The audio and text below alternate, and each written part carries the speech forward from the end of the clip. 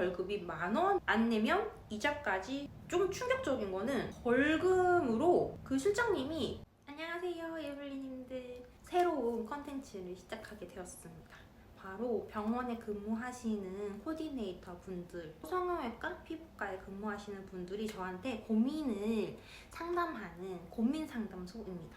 고민 지금 3가지 내용을 받아봤거든요. 그래서 하나하나 소개를 해드리면서 우리 한번 같이 얘기를 한번 해보는 시간을 가져볼까요? 첫 번째 고민 내용입니다. 안녕하세요 예니님. 예니님께 DM을 보내는 이유는 노하우를 듣고 싶어서입니다. 예니님께서 쌓아온 커리어를 제가 물어보는 것도 신뢰가 되는지 아닐지 고민하다가 보냅니다. 신뢰가 전혀 아닙니다. 피부과에서 7년 정도 근무를 했습니다. 최근에 직장을 옮기게 되어서 곧 오픈한 병원에 취직하게 되었습니다. 그런데 원장님께서 상담 부분을 맡아주셨음 하셔서 제가 해본 상담은 점, 사마귀 한두 개 정도인 경우가 달아서 부담이 됩니다. 하지만 이 기회를 놓치면 제 자신이 발전할 수 없다라는 생각이 들어서 상담을 해보겠다고 했습니다. 저에게 1달 정도의 시간이 있는데 혹시 저에게 노하우나 조언 부탁드려도 될까요? 첫 번째 지금 고민 내용은 굉장히 발전적인 내용이에요. 우선은 기회는 왔을 때 잡아야 돼요. 기회가 오기 전에 내가 준비가 되어 있는 상태면은 더 좋긴 한데 지금 준비가 돼 있는 상태는 아니지만 기회가 온 걸 잡았단 말이죠. 그럼 이거를 잘 잡아야 되잖아요. 지금 해봤던 상담이 점 빼는 거나 사마귀 빼는 거라고 했어요. 피부과 내용이긴 한데 뭐 성형외과로 예를 들자면 보토스 상담만 했단 말이에요. 근데 갑자기 원장님께서 수술 상담까지 해라, 해보자 라고 지금 제안을 한 상태인 거죠. 내 커리어를 높이기 위해서 내가 정말 진정성 있는 상담실장이 되기 위해서는 당연히 공부가 첫 번째입니다. 공부. 병원에서 하는 관리 내용이나 뭐 레이저 내용이나 이게 병원마다 다 달라요. 갖고 있는 기종도 다르고요. 그 기종이 다른 병원에 비해서 어떤 게 더 나은 기종인지 이런 거는 사실 제일 잘 나와 있는 거는 병원 홈페이지예요. 병원 홈페이지에 정확한 정보들이 나와 있기 때문에 그거 먼저 봐야 돼요. 그거 당연히 다 알고 있는 거 아니야? 라고 생각할 수 있겠지만 아닌 경우가 생각보다 많더라고요. 병원에 다니면서 그 병원의 홈페이지 내용을 잘 모르는 경우를 정말 많이 봤어요. 병원에 있는 홈페이지 내용이 제일 좋은 교본이기 때문에 그걸 먼저 마스터하는 게 첫 번째이고, 상담 스킬을 늘리는 거는 그 다음 문제인 것 같아요. 그거는 정말 얘기하려면 너무 길어져요. 정말 스킬들도 너무 많고 너무 길어지기 때문에 그건 다음에 또 기회가 되면 제가 알려드릴게요.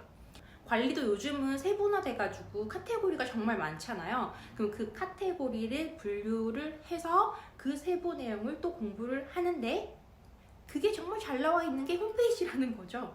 그래서 홈페이지로 공부하면 돼요. 하고 그 중에서 모르는 내용이 분명히 생길 거예요. 그러면 선배라든지 아니면 원장님께 질문을 드려서 내가 부족한 부분을 더 배워나가는 거죠. 일단은 지금 첫걸음이 중요한 것 같아서 홈페이지를 먼저 마스터하시라. 두 번째 고민 내용입니다. 예님 안녕하세요. 고민 상담 콘텐츠 보고 후다닥 연락드려요. 궁금한 게 진짜 많았거든요. 병원 일하면서 가장 진상 환자는 어떤 분이었고 어떻게 대처하셨나요? 진상 환자뿐만 아니라 직원들 간의 관계는 다 좋으셨을까요? 아직 사회 초년생이라 다 어렵고 궁금해요. 2가지 내용인 것 같아요. 직원들 간의 관계는 어땠는지, 가장 진상 환자는 어떤 분이었고 어떻게 제가 응대를 해드렸는지. 진상 환자 먼저 얘기를 해보자면 사실은 진상 환자는 환자뿐만 아니고 진상은 어느 업계든 다 존재하잖아요. 아시다시피. 딸기국 주워달래. 이거 왜 찍어줬어? 자, 오너라. 사실은 업무 제가 할 때도 뭐 적지는 않은 횟수였기 때문에 기억하고 싶지 않아서 다 지운 것 같아요. 진짜 죄송하지만 제가 지금 기억에 남는 진상 환자가 없어요.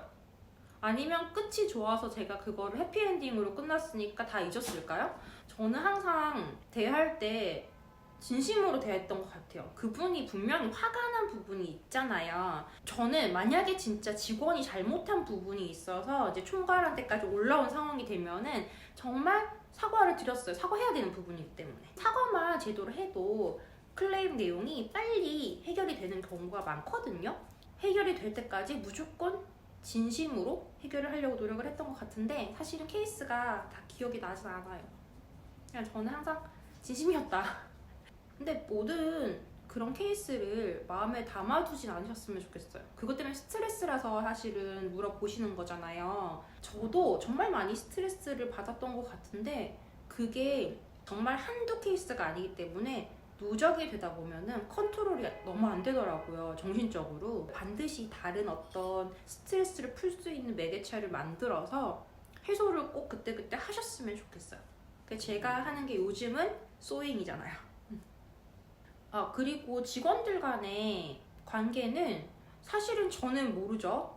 저는 다 잘 지냈다고 생각을 하지만 상대방은 또 아닐 수도 있는 거예요. 각자의 입장차 그리고 각자의 직책 이런 거에 위치상의 어떤 미묘한 입장의 차이 때문에 오는 오해들도 있어요. 뭐 상대방의 마음까지 알 수는 없지만 저는 제가 만났던 직원들 중에서 악감정이 남아서 막 이를 뿌득뿌득 갈고 이런 경우는 사실 없는 것 같아요. 지금 근무했던 병원에 잘 관리받으러 다니고 있으니까요. 저 필러 여기랑 여기 해가지고 지금 좀 부어 있을 수 있어요? 그리고 정말 장문으로 보내주신 데블리님이 계세요. 3번째 고민 상담 내용입니다. 작년부터 피부과 코디네이터로 일을 하고 있으시다고 해요. 처음에는 즐겁게 일을 하셨는데 최근에 특정 실장님 때문에 그만두고 싶다는 생각을 하게 되시는 것 같아요. 예를 들면 일하기 싫어? 관두고 싶어? 라든지 아니면 열심히 일을 하고 있어도 왜 일을 안 하냐? 정신 안 차리냐? 라는 등의 말씀을 하셔서 조금 힘드신 부분이 있는 것 같은데 이제 벌금도 내게 된 것 같아요.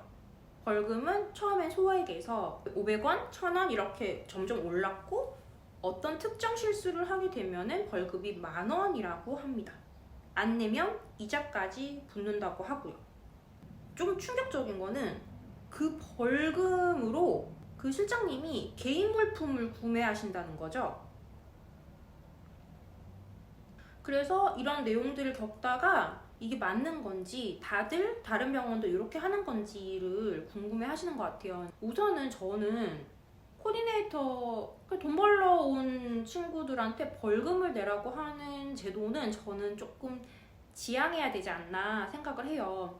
제가 뭐 실장님의 생각을 조금 이해를 해보려고 한다면 직원들이 실수가 잦은데 그거를 개선하기 위해서 어떤 방책을 마련하신 것 같은데 그게 벌금인 것보다는 그냥 차라리 고가 평점 제도를 도입을 해서 점수제를 한다든지 그래서 그 점수가 플러스가 될 수도 있고 마이너스가 될 수가 있고 그러니까 벌금은 무조건 잘못하면 돈을 내는 제도인 거지만 잘못할 수도 있지만 잘할 수도 있잖아요. 그래서 플러스를 하든 점수를 마이너스를 하든 잘하고 못하는 걸 점수를 매겨서 그거를 뭐 1년 뒤에 연봉 협상을 하거나 할 때 고가 평가한 내용을 가지고 연봉 협상을 하면 서로 좀 더 명확한 기준점을 찾을 수 있지 않을까. 벌금은 저는 아닌 것 같아요. 더 좋은 방법을 마련해 보시는 게 어떨까 싶은데 그냥 한편으로 근데 저는 이 내용을 들으면서 어떤 생각이 들었냐면 사실은 저도 나이가 적지 않잖아요. 꼰대라면 꼰대에 드는 나이이고 이게 약간 세대 차이에서 오는 문제이지 않을까라는 생각을 했어요. 어떤 말이냐면 MZ세대 분들이 지금 코디네이터에 갓 입사를 하는 그런 연령대이죠. 20대 초반.